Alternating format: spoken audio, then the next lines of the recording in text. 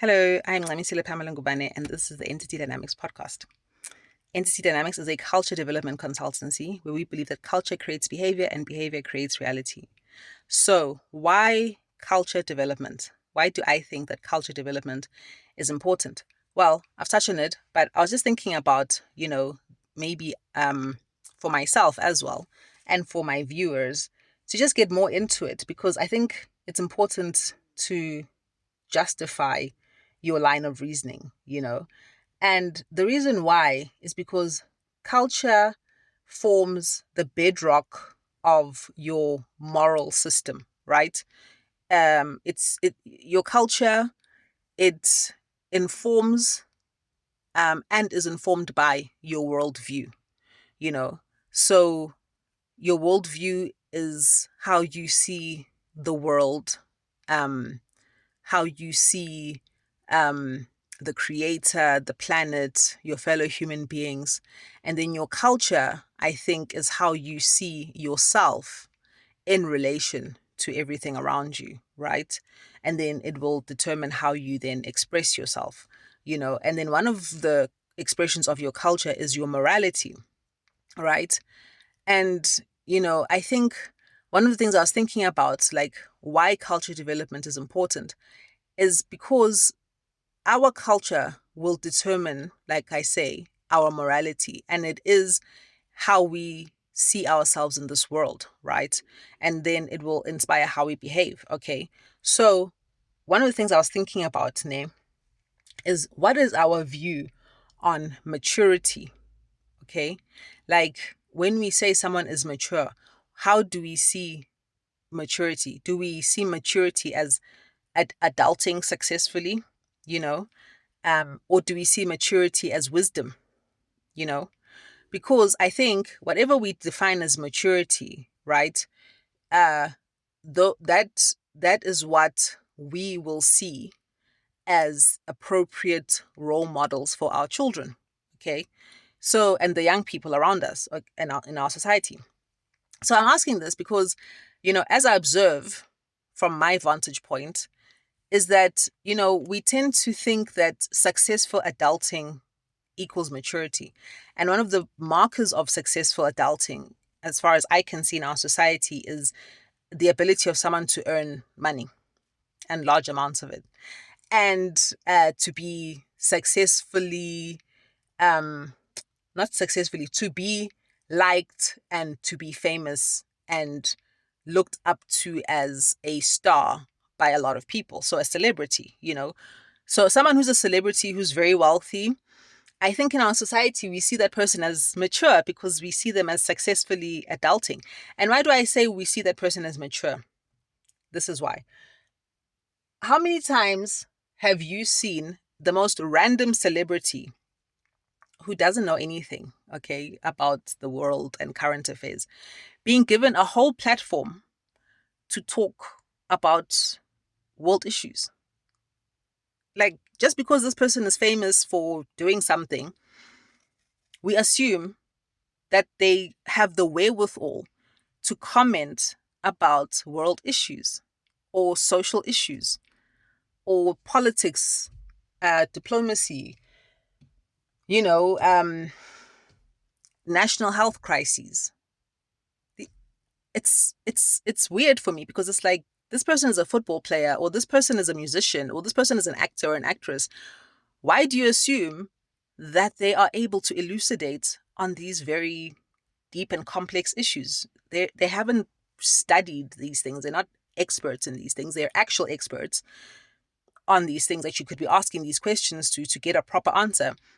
But you're gonna ask these people on like huge platforms what their views are on these things. I think the reason why that happens is because we really do, as a society, believe that because this person is adulting successfully, they must be mature. And therefore, they must be a source of wisdom. And therefore, they must be a role model for our children to emulate. You know, so this is why culture development is important, and discussing culture and its development are important because I think as human beings, we are reaching a point where we have to mature ourselves, where we as humans on this planet need to start being wise people. And, I think there was a lot of wisdom that was lost, through the ages, not just with colonization. Yes, colonization was horrific because it spread this worldview that we have in the Western world, in the globalized world today, which very much, in my view, centers on religions that see the creator in a particular way. And this is a way that is generally like very much not in favor of the nature of human beings. Okay. So, you know, we have to look at these things. And this is where, you know, if we are not going to start examining the things that create our worldviews, or the things that our worldviews are based on, that influence our worldviews, that then create our personal and societal cultures, we're not going to be able to like evolve and deal with things as human beings, because we have to look back and get the wisdom of the past and apply it to today, but also adapt it to our current reality so that we're able to go forward as human beings into a new world where we are more mature, where we are behaving in a way that's more respectful towards the planet that sustains our lives. I mean, it's like pooing where you eat. There's that saying. Why would you do that? It's very unhygienic and you'll get sick and probably die of like dysentery or something.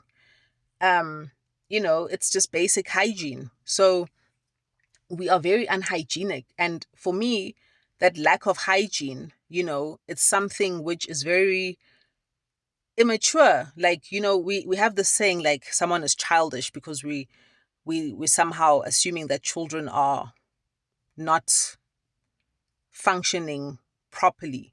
Well, obviously they would be not functioning properly because they haven't been taught or they haven't matured yet, So I think this is telling that we are not actually mature, but we've made successful adulting something that is a substitute for maturity, And like I say, this just tells us in terms of who we role model and who we think our children should also role model. That's why we pay them such huge salaries and we celebrate them and dress like them and talk like them and do our hair like them and whatever, drive the same cars that they like to drive and aspire to live in the same kind of houses decorated in the style that they like, So I think,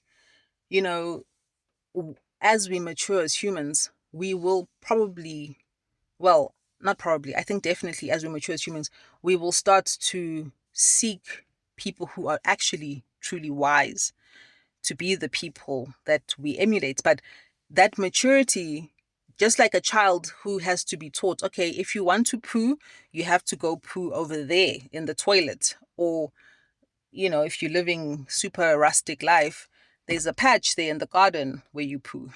You know what I'm saying?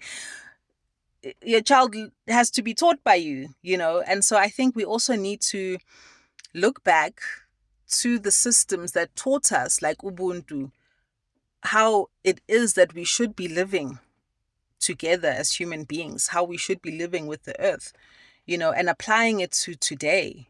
And this is why I focus on culture development, because I think this is how we deal with root causes and not just symptoms of the social malaise that affect us, like gender-based violence, child abuse, the destruction of the environment, war, famine, poverty. I think we need to develop a culture that's new, based on different worldviews.